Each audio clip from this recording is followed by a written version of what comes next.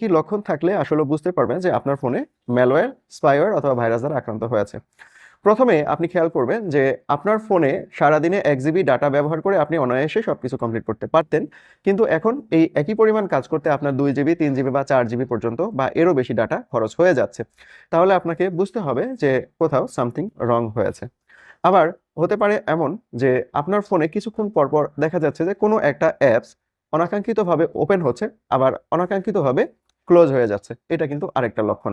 অথবা দেখা যেতে পারে যে আপনি ফোন ব্যবহার করছেন, হালকা টুকটাক কাজ করছেন, এই অবস্থায় ফোনটা মারাত্মক রকমের হিট হয়ে যাচ্ছে, যেটা আগে হতো না। এরপর আমরা যদি আরো কারণ খুঁজি তাহলে আমরা বুঝতে পারি যে আপনি একবার যখন আপনার মোবাইল ফুল চার্জ দেন, তখন দেখা যায় এই এক চার্জেই মোটামুটি সারাদিন অনায়াসে চলে যাইত। কিন্তু এখন আপনার এই এক চার্জে আর সারাদিন যাচ্ছে না। দেখা যাচ্ছে যে হাফ ডে বা অর্ধেক দিন না যেতেই দেখা যাচ্ছে চার্জ শেষ হয়ে যাচ্ছে। এরকম ঘটনা কিন্তু ঘটতে পারে।